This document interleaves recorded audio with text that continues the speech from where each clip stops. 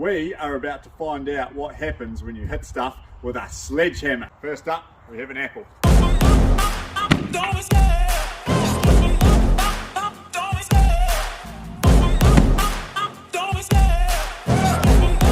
Secondly, we have a pear.